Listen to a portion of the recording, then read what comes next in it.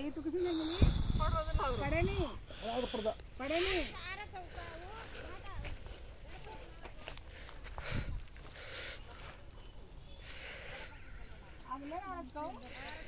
సరే ఇప్పుడు ఇట్లా పెట్టినా కదా మేము ప్రే చేస్తున్నాం తర్వాత పెట్టుకోవచ్చు వాళ్ళకి ఎండ అవుతుంది కదా సరే వాళ్ళు చేసుకుంటారు లేదా లా పూల లే బాయ్ గాళ్ళ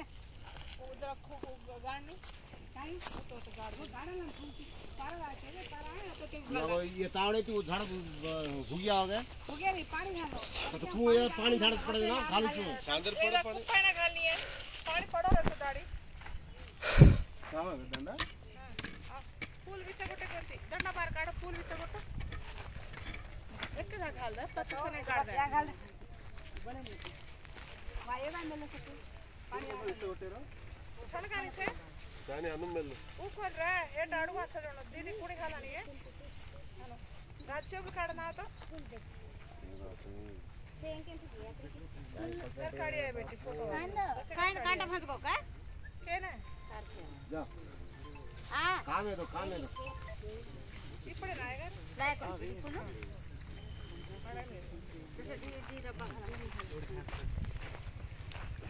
ఇదే వారతో అన్న ఇంకొకసారి పట్టుకోండి అన్న అన్న సంజయ్ అన్న ఒకసారి పట్టుకో ఫోటో भी आनी శాఖం ముడతండల వీడి పూలలా లాస్ట్ आता कोणी कच्चा लास्ट आहा आता कोणी आता रोका जा रे प्रेर आता खाने आ ब्रानी है वॉक इन सा आ बेटी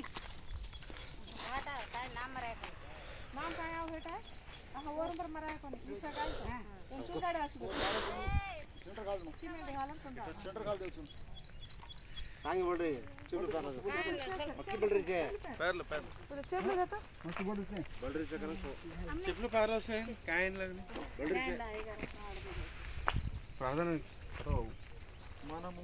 దిగంబరులము కాక వస్త్రము ధరించుకునే వారముగా కనబడుదుము కాబట్టి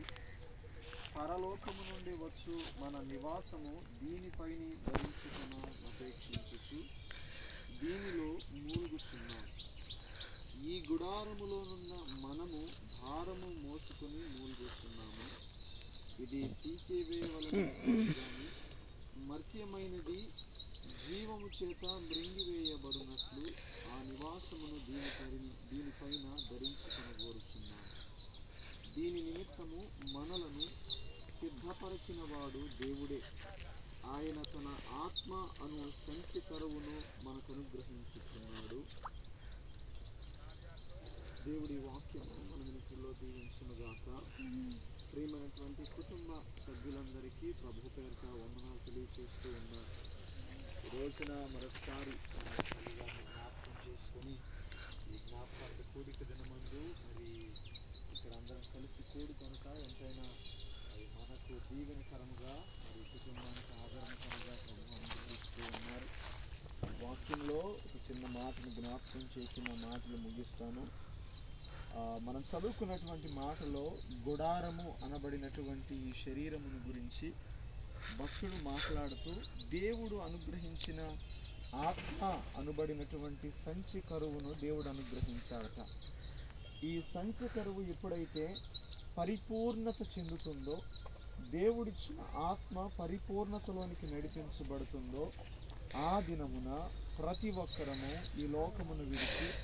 దేవుని యొద్దకు చేర్చబడతాం దానికి మనం పలు విధాలైనటువంటి పేర్లు పెట్టుకుంటాం మరణం చాలా రకాలుగా వస్తుంది కానీ మరణము అనేది ఒక సాధనం దేవునికి అది ఒక యాక్సిడెంట్ అవ్వచ్చు పరిస్థితులు అవ్వచ్చు అవి ఏవైనప్పటికీ మనం రకరకాల పేర్లు ఇహలోక మనుషులుగా పెట్టుకుంటాం కానీ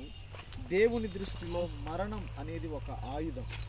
సమయము గతించిన తర్వాత సమయం అయిపోయిన తర్వాత ఆ మనిషి యొక్క ఆయుష్కాలం ముగించబడిన తర్వాత దేవుడు చల్లని స్వరంతో నా యొద్దకు రమ్ము అనే ఒక మాట పలకగానే ఇక్కడ మనం ఏ పరిస్థితుల్లో ఉన్నా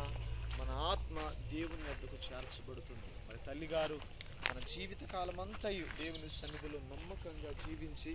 మరి విశ్వాసములో తను కొనసాగించబడి కుటుంబం అంతటికి తనకు నమ్మకమైనటువంటి యజమానురాలిగా అన్ని విషయాలలో మరి అందరినీ బలపరిచి సిద్ధపరిచి ఆత్మీయంగా తను కూడా సిద్ధపరచబడి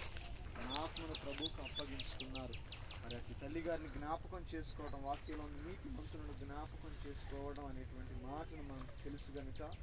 మరి నీతిగా మరి భక్తి కలిగిన దైవజనురాలైనటువంటి మరి దైవ భక్తురాలు మరి అమ్మగారిని బట్టి ప్రభువుని స్తుతిస్తూ